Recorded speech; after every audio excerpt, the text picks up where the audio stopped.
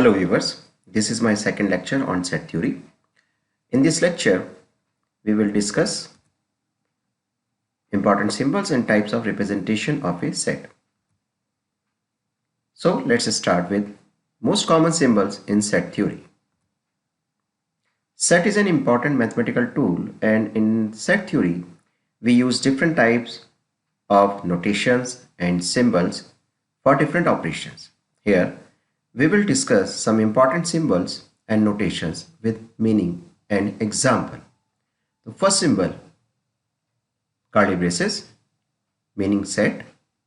Example, with elements 1, 2 and 3. Second, colon or vertical line, which is read as such that. Here you can see example, x such that x is greater than 0 and x square is equal to 4. Next, the symbol we use for all elements. Next, the symbol stands for there exists an element. Example, there exists x such that x square is greater than x. Next, therefore, example, x minus 1 equal to 0, therefore x equal to 1.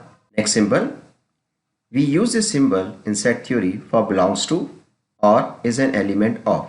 For example, in this set 1, 2, 3, 4, 1 is an element of this set.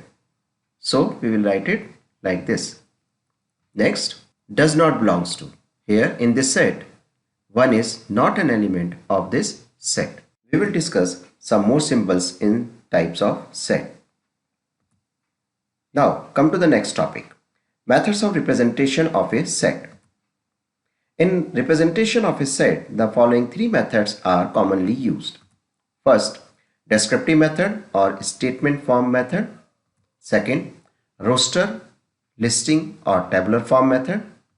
Third, set builder form method or property form method. Now we will discuss all three methods in detail. First method, descriptive method. In this method, we define a set in statement form.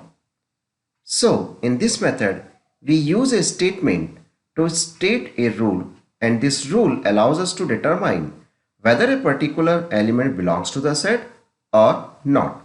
For example, set A, which is set of first 5 natural numbers.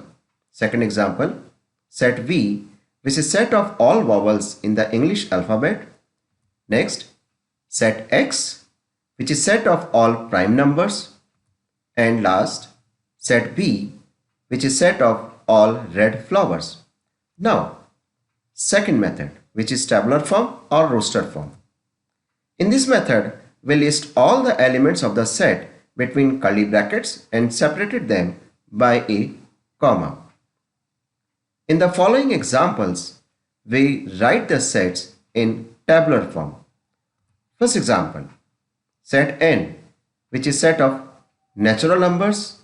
So set n is denoted as n is equal to, elements are written in curly braces. Here, these three dots are called ellipses or and so on, which means continue this pattern. Second example, set A, which is set of all even prime numbers. Here in this set, we have only one element, 2.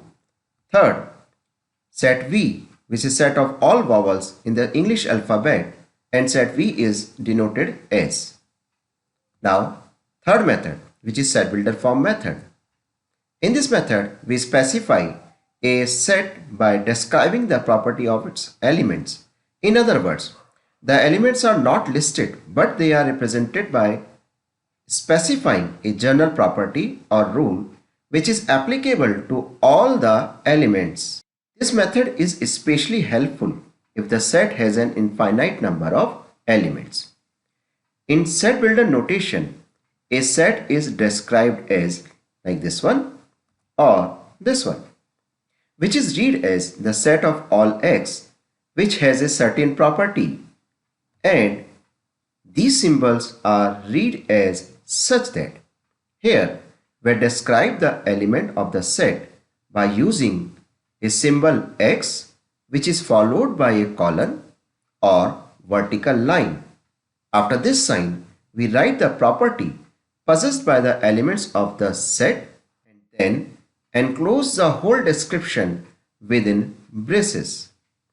Now, consider some examples on set builder form.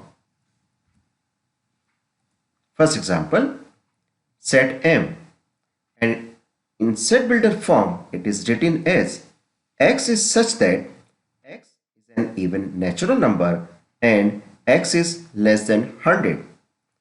Second example, set V, which is set of all vowels in English alphabet, and in set builder form it is written as X is such that X is a vowel in English alphabet. Third example, set B. In set B, elements are natural numbers lying between 1 and 10. So in set builder form, we can write it as X is such that X belongs in N and X is greater than 1, less than 10. These are some practice questions for you. Try to solve these questions.